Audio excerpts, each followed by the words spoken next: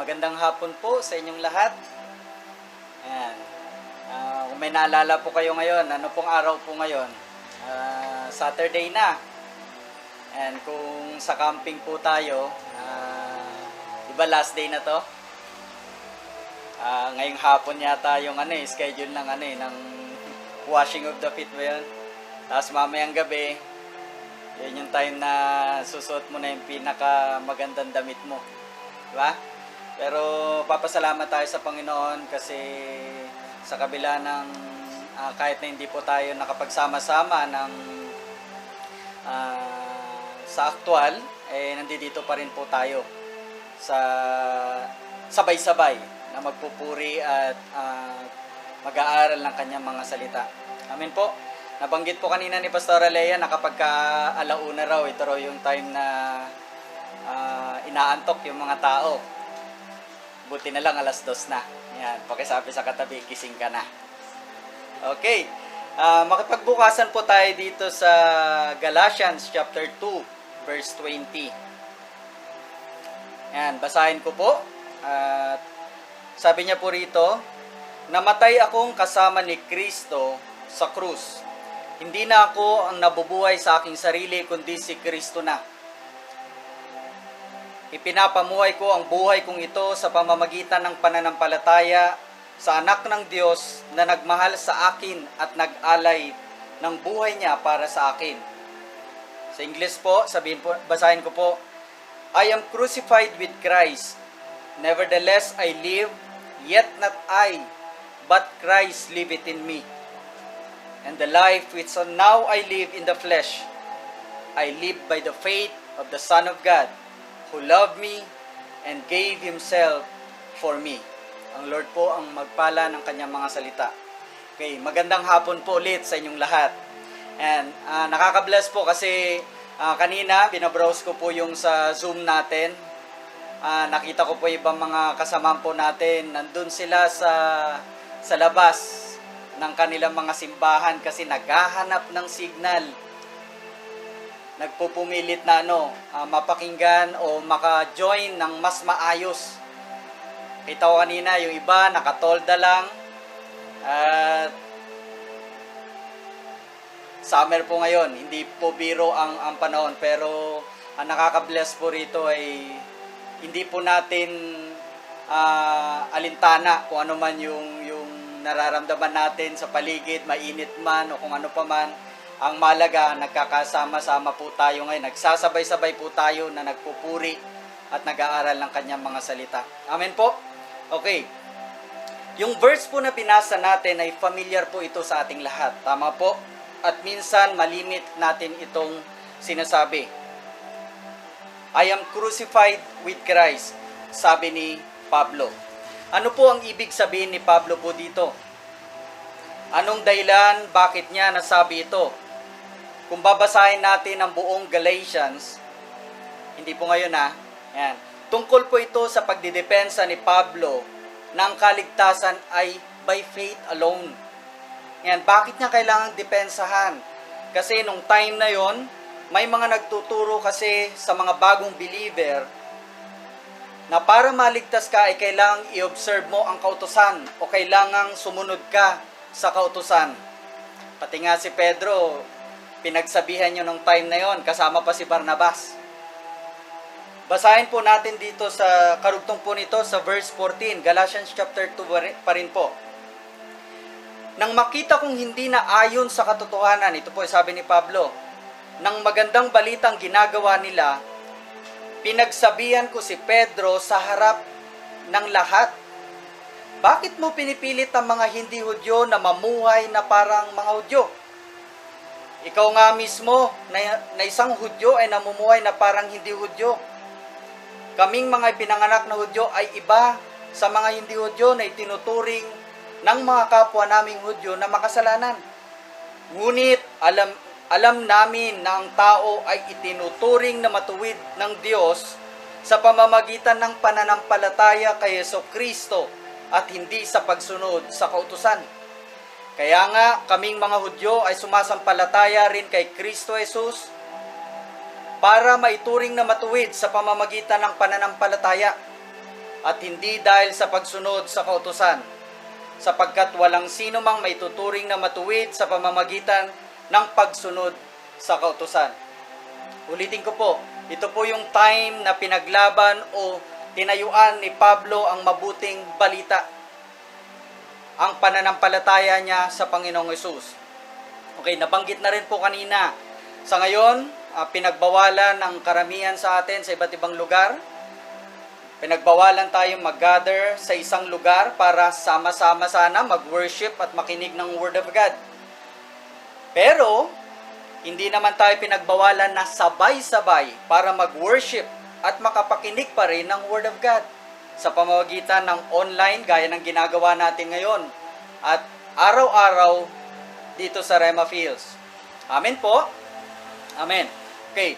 Sabi nga ng iba, nakakalungkot kasi ang dami ng nagsarang simbahan. Oo nga naman, napakaraming mga simbahan na babalitaan ka ngayon na nagsara dahilan sa sitwasyon natin ngayon. Pero, nung time naman na mayroong simbahan, nung time naman na bukas ang simbahan at malayang makapag-gather ang lahat, hindi naman umaattend. Hello po. Ayan. Anong effort po ang ginagawa natin para sa pananampalataya po natin? Ang tunay na believer ay laging may paraan para patunayan na totoo ang pagtanggap niya sa Panginoong Hesus. Kahit paanong pagigpit ang mangyayari sa paligid natin, ang isang tunay na believer, hindi yan pumapayag na makapakinig, makapag-worship, makapakinig ng salita ng Diyos, at hindi rin siya pumapayag na hindi pumapayag na hindi ito ma-share sa mga tao sa kahit na anong paraan. Amen po? Amen. I am crucified with Christ. Yan po yung pinakatema natin ngayon. Pinaparating ni Pablo dito, the old Pablo was crucified with Christ. Namatay nang kasama ni Kristo ang dating Pablo. Nagsimula ito nung time na kumalala po natin na papunta siya sa Damasco at kinausap siya ng Panginoon. The old nature has been crucified with Christ. Ibig sabihin, hindi na yung lumang Pablo ang nabubuhay sa kanya, kundi ang Panginoong Hesukristo na. Sa habag po ng Diyos, nawala ang dating Pablo at napalitan ito ng bago. Ang dating persecutor ng mga Kristiyano, naging diehard naman para kay Kristo after niyang makakilala. Bakit ko sinabing diehard? Kasi hindi ganon kadali sa part ni Pablo. Ganon na lang siya kakommitted para gawin yung mission niya nung hindi pa siya naboborn again. Sobra ang commitment niya sa mission niya na i-persecute at ipakulong ang lahat ng mga Kristiyano nung panahon na yun. Pero alam niyo po ba, nung time na kinausap na siya ng Lord, nagbago ang lahat. Ganun din siya kung papaano yung commitment niya nung time na siya ay persecutor pa lang ng mga Kristiyano. Ganun din yung commitment niya para sabihin sa lahat ng tao na maniwala sa Panginoong Hesus. At sabihin sa lahat ng tao na sa pananampalataya lang kay Kristo ang kaligtasan. Siyang nagsabi dati na huwag maniwala patungkol kay Kristo. Pero siya na ngayon ang nagsasabi na maniwala tayo sa Panginoong Hesus. Tanungin ko po ulit, ganun ba kadali sa part ni Pablo? Hindi po. Kasi sobrang dami niyang hirap na pinagdaanan. Dumating pa yung time na sa pagmimisyon niya, mababasa naman natin ito, nawasak ang barko na sinasakyan niya. Dumating yung time na nakulong siya, hinagupit. Pero tiniis niya ang lahat para lang mapatunayan na totoo ang sinasabi niya patungkol sa Panginoong Hesus. Patungkol kay Hesus na sinasampalatayaan niya. Tiniis niya lahat ng hirap kahit pabuhay niya ang nakataya dito. At nung time na minsan nasa kulungan siya, nabanggit na rin po ito ng pastor natin kanina, Ito yung time na nasabi niya pa, nandun na siya sa kulungan, ito yung nararanasan niya, ito yung nararamdaman niya, pero ang sinasabi niya pa rin na gusto niya pang makilala ang Panginoon. Kaya nga, minsan pag naririnig natin yung kanta, Lord, I want to know you more.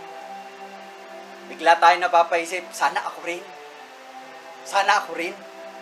Amen po. Gusto niya pang makilala ang Lord. Anong meron kay Pablo? Sobrang mahal na mahal niya ang Diyos. Anong meron sa kanya na nung time na nagbago siya, ito yung laman ng puso niya. Kahit ito'y nangyayari sa paligid niya, nakatuon pa rin siya sa ating Panginoong Hesus. Ang buhay niya ay nakatalaga sa ating Panginoon. Put off the old self. Tanggalin na o dapat wala na ang dating pagkatao natin. Kasi hindi lalabas ang bagong pagkatao hanggat nananatili tayo sa lumang buhay po natin. Ephesians chapter 4 verse 22 to 24. Basahin ko lang po ulit. Iwan na ninyo ang dating pamumuhay. Hubarin na ninyo ang dating pagkatao na nasisira dahil sa masamang pagnanasa. Magbago na kayo ng diwa at pag-iisip. At ang dapat ninyong isuot ay ang bagong pagkatao na nilikhang kalarawan ng Diyos at nahahayag sa matuwid at banal na pamumuhay ayon sa katotohanan. Ulitin ko po, hindi lalabas ang bagong buhay, ang bagong pagkatao kung nananatili tayo doon sa dating buhay po natin. Gaya po ng isang buto na minsan nakala natin tuyo na ito. Subukan mong ilagay sa tamang lupa at diligan ito. Makikita mo na lang ilang araw may umuusbong ng bagong halaman. Pero bago lumabas yon, mapapansin mo rin na kailangan mag-give way yung nakabalot sa kanya. Ano yun? Yung dating pagkatao niya. Kinakailangan mawala ito, kinakailangan unti-unti itong mawala. At nang sa ganon, tuluyang umusbong ang bagong halaman, tuluyang lumitaw yung bagong pagkatao natin. Amen po? Kaya nga sinasabi niya rito, yet not I, but Christ liveth in me. Sinasabi po ito ni Pablo. Dapat tayong mga believer,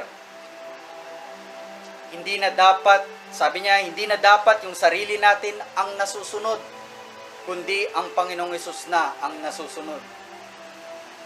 Hindi na dapat yung pangarap natin, kundi yung pangarap na ng Lord sa buhay po natin. Madali po ang maging isang believer, isang mananampalataya. Pero ang maging faithful o tunay na believer ay mahirap. Sa araw-araw na buhay po natin, masasabi kaya nating si Jesus na ang nabubuhay. Si Jesus na ang nabubuhay para sa aking sarili.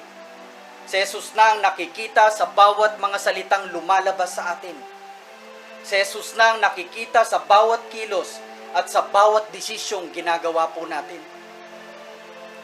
I am crucified with Christ. Nevertheless, I live. Yet not I, but Christ liveth in me. Nasabi ito ni Pablo kasi alam niya yung tinutukoy niya. Naiintindihan niya. At ganun niya kakilala si Jesus na sinasampalatayahan niya. Makikita rin natin na sa buhay ni Pablo, simula nung time na papunta siya sa Damascus, kinausap siya ng Diyos, nagsimula na-convert siya, nagsimulang makilala niya ang Panginoong Hesus. At bawat pangyayari sa buhay niya bilang isang believer na, nung naging Pablo na siya, nakapokus ito sa katuparan ng pagkatawag ng Diyos sa kanya. Ulitin ko po, simula nung na-convert siya, simula nung nakakilala siya sa Panginoon, umikot yung buhay niya sa katuparan ng pagkatawag ng Diyos sa kanya. Buksan po natin ulit dito sa Acts chapter 9. Ito yung time na kinausap ng Diyos si Ananias para puntahan si Pablo at ipaalam sa kanya kung ano yung magiging misyon at dadanasin pa ni Pablo. Saulo pa po ang tawag sa kanya nung time na yon. Gawa chapter 9 verse 15. Pero sinabi ng Panginoon kay Ananias, lumakad ka, dahil pinili ko siyang maglingkod sa akin para ipakilala niya ako sa mga hindi Hudyo at sa kanilang mga hari at sa mga Israelita. At ipapakita ko rin sa kanya ang mga paghihirap na dapat niyang danasin para sa akin. Bago pa magsimula yung misyon ni Pablo, sinasabi na ng Diyos, ito yung dadaanan niya. Ito yung mga dadaanan niya na kailangan niyang pagtiisan.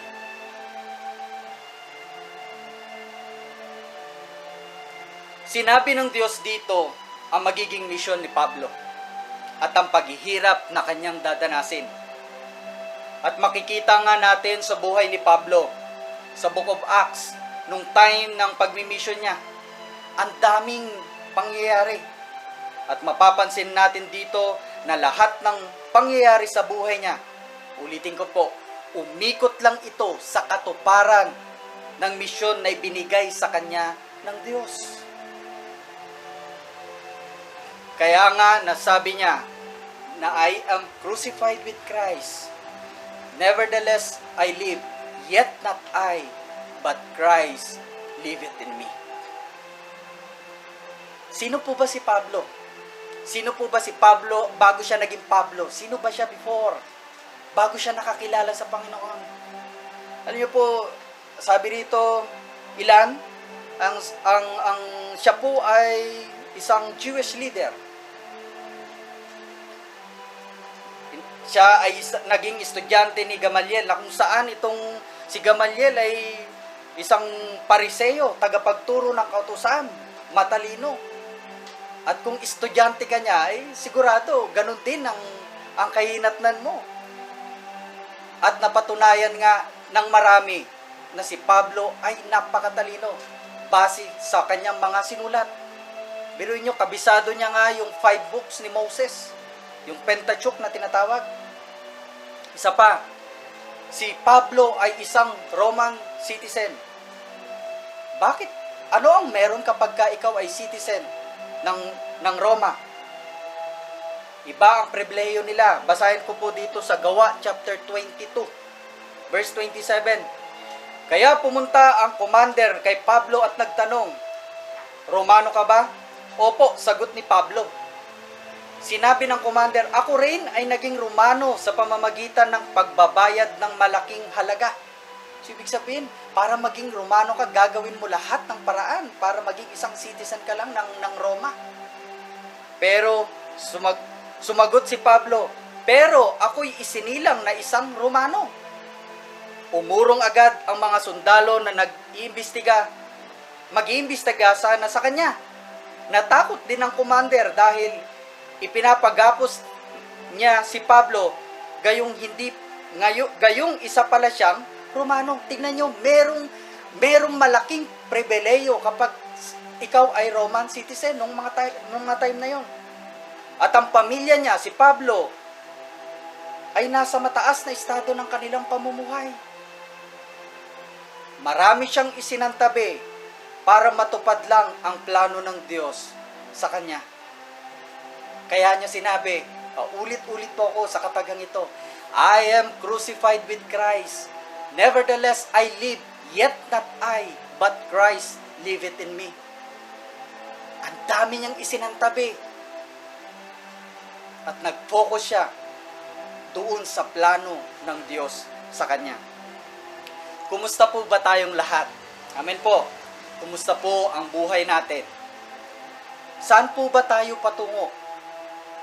Saan po ba umiikot ang buhay natin ngayon? Umiikot po ba ito? Nakafocus po ba tayo sa mga personal nating pangarap o plano? O nakafocus tayo sa misyon na inilaan ng Diyos sa buhay natin? Sa pagtupad sa kalooban ng Diyos sa buhay natin, O nakapokus ba tayo sa pinagagawa ng Diyos sa atin? What if mahirap? What if komplikado na yung sitwasyon? Gaya po ng kasalukuyang nangyayari ngayon. Itutuloy ba natin? Gagawin pa rin ba natin? Amen po. Madalas pong ipaalala ng pastor po natin, kaya ka nakapasok sa work na yan. Una, ang misyon. Pangalawa na lang ang sahod. Kaya ka nakapag-abroad, dahilan sa misyon. Kaya ka dyan naka-enroll sa school na yan, dahilan sa misyon. Kaya ka dyan nagne-negosyo, dahilan sa misyon. At kung nasan man tayo ngayon, ay dahilan sa misyon. Amen po. Kaya ka nagmi-misyon o nagwo-worker dahilan sa misyon. Ano raw? Kaya ka nagwo-worker, nagmi-misyon dahilan sa misyon. Ano raw po? Ayan, nagwo-worker para sa misyon. Pwede rin kasi, o maaring physically, nandyan ka sa mission field, pero iba yung takbo ng isip mo at laman ng puso mo sa ginagawa mo. Pwede po ba yun? Nakadeploy ka nga, pero hindi ka nakafocus sa pinapagawa ng Diyos sa'yo. Sinasabi mong binigay mo na ang buhay mo sa Diyos, pero hindi naman ang ambisyon mo. Hindi naman ang pangarap mo. May mga tao kasi na minsan ito po yung pinaka-mission nila. Hindi lahat. Hindi ko sinasabing lahat. Paano kaya ako makakapag-asawa? Pakitanong yung katabi. Naghahanap ka rin ba? Itong isang tao na to nakaisip ng paraan. Pastor, pwede po magpa-deploy? Tuwang-tuwa ang pastor, syempre. Amen po. Magpapa-deploy ba naman eh? Na-deploy sa isang outreach. Pagdating niya sa outreach, ano yung mission niya? Maghanap ng mapapangasawa. Pero nag-worker siya. Sino kaya rito ang will ng Lord sa akin? Siya kaya? O siya kaya? Baka hindi siya. O baka siya. Nakafocus siya sa mission niya. Paano siya makakapag-asawa? Natapos ang isang term. Pastor, magre-renew po ulit ako. Tuwan-tuwa ulit si pastor. Siyempre naman. Kaso pastor, pwede po bang magpalipat? Ayan. Tanong ng pastor, bakit? Siyempre po pastor, para masubukan ko rin po yung nararanasan ng iba sa ibang outreach. Talagang ganado itong worker na to. Pero sa totoo lang, hindi niya natupad yung personal niyang mission sa outreach na yon. Ano? Yung maghanap ng God's will. Kaya nagpapalipat. Lumipas ang isang buwan. Lumipas ang ilang buwan. Yan. Sa totoo lang, ulitin ko po, sa totoo lang, hindi niya na natupad yung mission niya, personal na mission niya. So, ginawa ng pastor, dahil hindi naman ino-open nung manggagawa na to, ginawa ng pastor, na-deploy ulit siya sa isang outreach. Kaso, pagdating niya sa outreach na yon, wala siyang magustuhan. Bakit? Yung church na yon, kakabukas lang, wala pang mga membro. Hello po. Lumipas ang ilang buwan, nagdahilan. Pastor, magpapaalam na po ako. Hindi ko na po matatapos ang term na to. Pinapauwi na po ako ng pamilya ko. Yan. Nalungkot po yung pastor. Yan po ang pastor eh. At nagtanong, bakit? Yan. Ilan lang po ito sa mga dahilan na minsan naririnig natin, nababalitaan natin. Ang sabi ng iba, kasi kailangan ko na raw po mag-apply ng trabaho. Yan. Marami na raw po kasing bakante ngayon. Kasi may isang company po malapit sa bahay po namin, wala na raw pong pumapasok. Nagbawas daw po sila ng trabador kasi pandemic. Nagbabaka sakali po ako na mag-apply. Baka tanggapin po ako. Hello po. Sana na-gets nyo po. Yan. Kasi po, pwede na raw po ako mag-aral ngayon. Balita ko po sa pasukan. May face-to-face na raw po. Sabi naman ng iba, kasi pumanaw na po yung lolo ko lolo namin sa probinsya po namin. Yan. Sino? Sabi ng pastor. Siyempre, tatanong agad ng pastor, sinong lolo? Yung pinsan ko po kasi may sobrang close na kaibigan. May nanay po yon. Tapos yung nanay niya, may tatay po yon. Tapos yung tatay po nun, yung tatay na yun po yung lolo. Ano? Tanong ng pastor, kamag-anak nyo ba? Hindi naman po. Pero yung lolo po kasi na yun, dagdag niya pa, lolo po kasi na yun sa probinsya namin. Sobrang ka-close po naming lahat. Sabi niya po ulit, nagbabaka sakali lang naman, pastor, baka pwedeng makapagpaalam. Marami at iba't iba po yung dahilan. Pero itong may isang tao na sa totoo lang, ayaw niya na doon sa outreach na yon kasi wala siyang magustuhan. Kinausap ng pastor na tapusin na lang niya yung term niya. Nagbabaka sakali yung pastor na baka sa camp.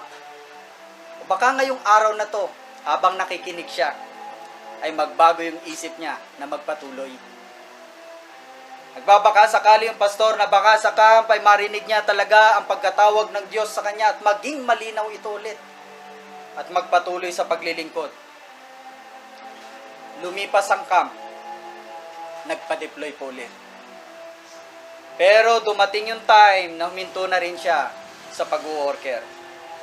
Kasi yung pinaka-mission niya, bakit siya nag-worker ay para maghanap lang ng mga papangasawa. Nag-fail po sa mission niya. Pero ngayon, alam nyo po, nabalitaan na lang namin, hindi na rin po siya nagsisimba. Isa pa, nabalitaan rin po namin na ngayon po, sa murang edad niya, may mga anak na rin. Hindi magawang magsimba kasi nahihiya. At kailangang magtrabaho para sa mga anak niya. At maliban doon, ito pa ang isang nakakalungkot na pangyayari sa kanyang buhay. Siya po ay may sakit ngayon.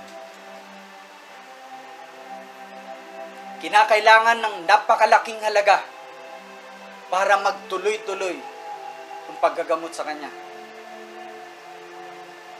Balitaan namin, nagawa na rin niyang ibenta kung ano ang meron na napundar niya. Pero hindi pa rin po sumasapat. Saan po umiikot ang buhay natin? Sa sarili ba nating pangarap? Sa sarili ba nating plano? Mag-focus po tayo sa misyon na pinagagawa ng Diyos sa atin. Malapit na pong dumating ang Panginoong Hesus. Huwag po sana nating kalilimutan kung nasan man tayo ngayon, dahilan ito sa misyon na inilaan ng Diyos sa atin. Kung iniisip natin ang kinabukasan natin, mas alam po ng Panginoon yan kung ano ang makakabuti para sa atin. Ang Lord na po ang bahala sa kinabukasan po natin. Ang sabi po sa Jeremiah chapter 29 verse 11, alam ko kung paano ko tutuparin ang mga plano ko para sa kabutihan nyo at hindi sa kasamaan ninyo. At plano para bigyan kayo ng pag-asa na magkaroon kayo ng mabuting kinabukasan. Sa ngayon, ang kailangan lang nating gawin ay magtiwala at magpumilit na gawin ang kalooban ng Lord sa mga buhay po natin. Mahirap at malungkot po ang buhay na malayo sa kalooban ng Panginoon. Huwag na po nating subukan. Huwag po tayong lalayo. I am crucified with Christ. Nevertheless, I live, Yet not I, but Christ liveth in me. And the life which now I live in the flesh, I live by the faith of the Son of God, who loved me and gave Himself for me. Namatay akong kasama ni Kristo sa krus. Hindi na ako ang nabubuhay sa aking sarili, kundi si Kristo na. Ipinapamuhay ko ang buhay kong ito sa pamamagitan ng pananampalataya sa anak ng Diyos na nagmamahal sa akin at nag-alay ng buhay niya para sa akin. Sa totoo lang, mahirap sabihin at tayuan ang verse na ito. Kung meron pa sa buhay natin ang hindi pa natin na isusuko sa Kanya,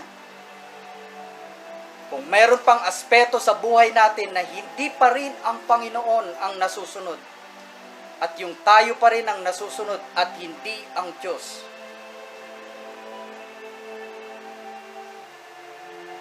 kaya nating sabihin,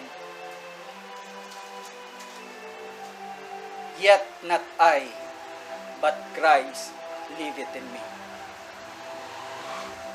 At kung narinig natin yung patungkol sa permahan na sinasabi nila kanina, magiging totoo sa iyo ang permahan na ito kung lahat ng aspeto ng buhay mo ay naisuko mo na sa Panginoon. Kasi kung hindi pa, kahit nakapirma ka na ron, madali pa rin itong baliwalain kung hindi pa talaga nakatalaga ang buhay natin sa Panginoon. At kung hindi pa talaga natin ay susuko ang lahat ng aspeto ng buhay natin sa Panginoon. I am crucified with Christ. Nevertheless I live. Yet not I, but Christ liveth in me. Yumuko po tayong lahat. May isa pong awitin, kung alam niyo po ito, habang nakayuko po ang bawat isa. Taas po natin ang ating mga kamay, magpakumbaba tayo sa harapan ng Panginoon. Maganda na evaluate po tayo, tayong lahat. At habang pinag-aaralan ko rin ang mga verse na to, tinasabi ko, tinatanong ko rin, Lord, karapat dapat na ba ako na sabihin ang verse na to, na I am crucified with Christ. Nevertheless I live, but Christ liveth in me. Maganda po sa mga time na to, bago natin tuluyang gawin ang mga pinagagawa ng Diyos sa atin, yung mission na pinagagawa ng Diyos sa atin, maganda po na italaga natin muli ang ating buhay sa Kanya. I surrender all. I surrender all. Sabihin natin ito sa Panginoon. All to Thee, my blessed Savior, I surrender all. At habang nakataas po ang ating mga kamay, muli sabihin natin sa Panginoon, surrender all. I surrender all. All to Thee, my blessed Savior, I surrender all. Habang inaawit po natin ang awiting yan, maganda po, ulitin ko po, evaluate natin ang buhay natin ngayon. Ano pa sa aspeto ng buhay ko ang hindi ko na ibigay sa kamay ng Panginoon? Ano pa ang aspeto ng buhay ko na hindi ko lubusang naisuko pa sa Kanya? Kasi masasabi lang po natin, na siya na ang nasusunod sa buhay natin. Masasabi lang natin na siya na ang nabubuhay para sa atin. Kung naisuko na natin ang lahat sa Kanya at umiikot na lang ang buhay natin doon sa misyon na inilaan niya sa ating mga buhay.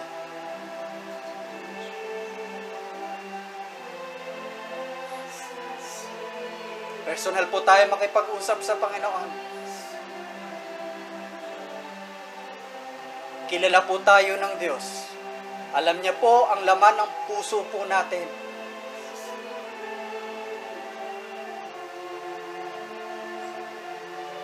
Ulitin ko po, dun sa pirmahan na pinaplano, after ng camp, magiging buong-buo lang sa iyo ito.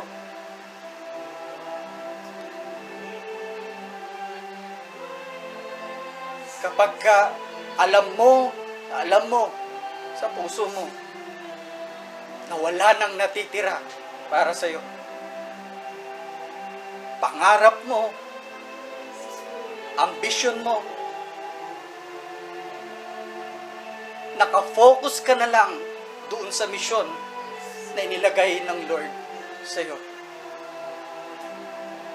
Ulitin ko po yung nabanggit ko kanina. Kaya ka nakapasok sa trabaho na yan dahilan sa misyon na inilagay sa iyo ng Panginoon. Kaya ka nakapag-abroad dahilan sa misyon. Kaya ka nag-enroll sa paralang yan dahilan sa misyon.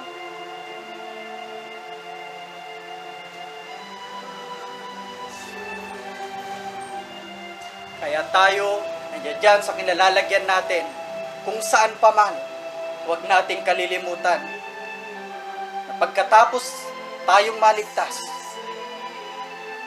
ang susunod dyan ay yung italaga natin ng Panginoon, italaga natin ang buhay natin sa Panginoon sa paglilingkod.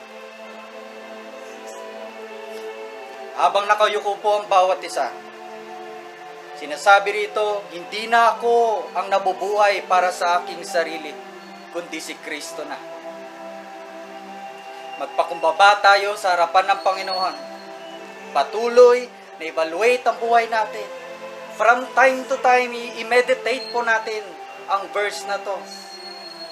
Kung karapat-dapat na ba tayo, karapat-dapat din ba nating sabihin, kagaya ng sinasabi ni Pablo, na hindi na ako ang nabubuhay para sa aking sarili, kundi si Kristo na.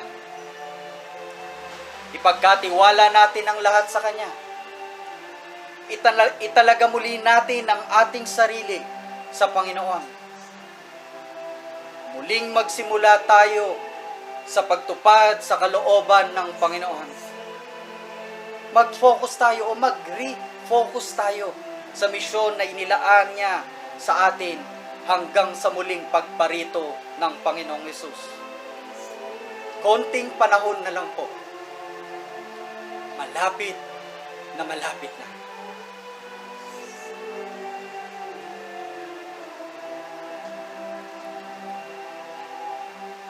All to Thee, my blessed Savior, I surrender all. Minsan pa, sabay-sabay nating awitin. I surrender all. I surrender all. All to Thee, my blessed Savior, I surrender all. Bilang panguli po, bago tayo manalangin. I surrender all. I surrender all. All to Thee, my blessed Savior, I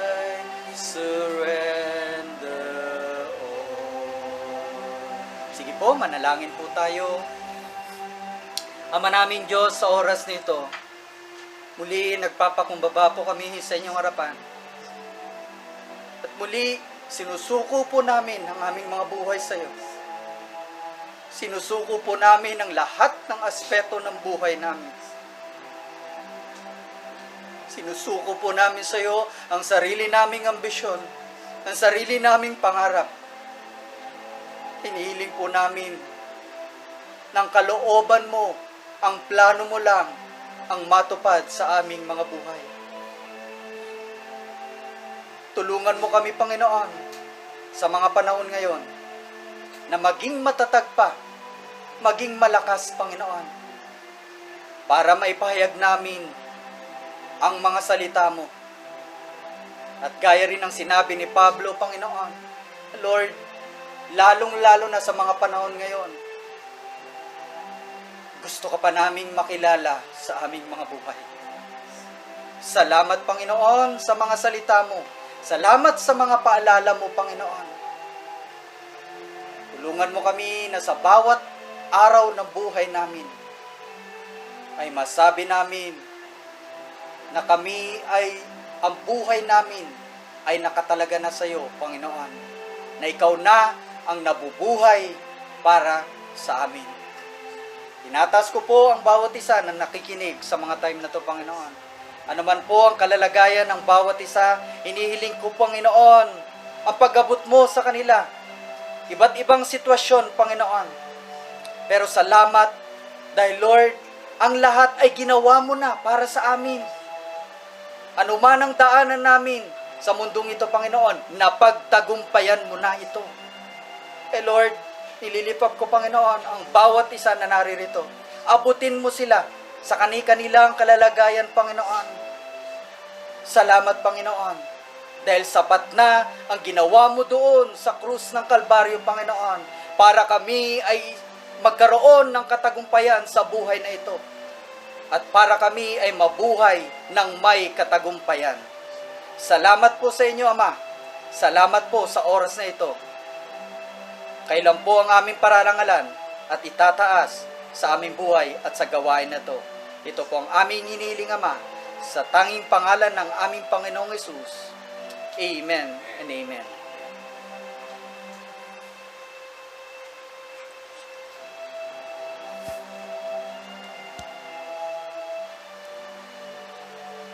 Sige po, may time pa naman po, ano po? Pwede pa po nating ituloy sa kanya-kanya po nating simbahan. Sa mga magkakasama po ngayon, tuloy lang po natin. Kung may mga pastor po tayo dyan, maganda po na tulungan po natin yung mga member po natin sa time na to, na muling makapagtalaga ng kanilang mga buhay sa Panginoon. Sige po, tuloy lang po natin at may time pa naman po. Maya-maya po, after po nyan, tutuloy po natin ang gawain at balik na lang po tayo mamaya after po ng prayer po natin sa kanya-kanyang mga simbahan. God bless po sa ating lahat.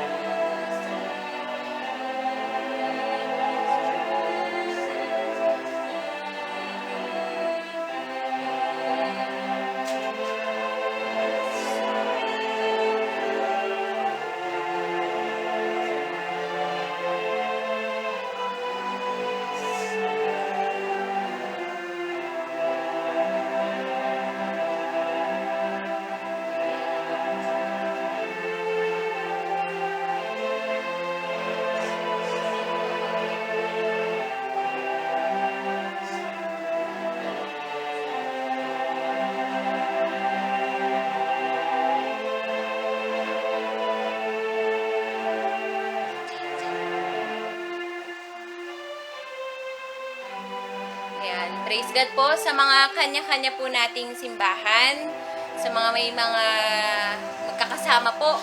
In-encourage po na magpag-pray po natin, mag-pray po tayo, pag-prayan po natin yung isa't isa, magdedikitan po tayo sa Panginoon. So, sige po.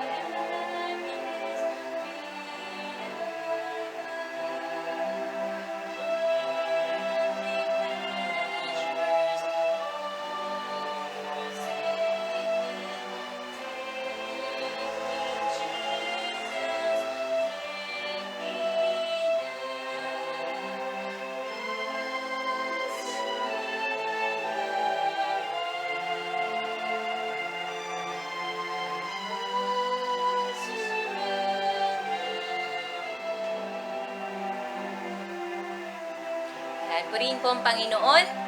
So, praise God po. So, ngayon po ay manonood po tayo ng film showing. May sinend po na movie po sa mga pastors. So, na-download na po yun. So, ngayon po ay panoorin po natin. Okay po, tapos mag-reflect po tayo dun sa mapapanood po natin. And then, tomorrow po, 8:30 po ulit yung start po ng praise and worship po bukas. So, purihin po ang Panginoon. God bless po sa bawat isa.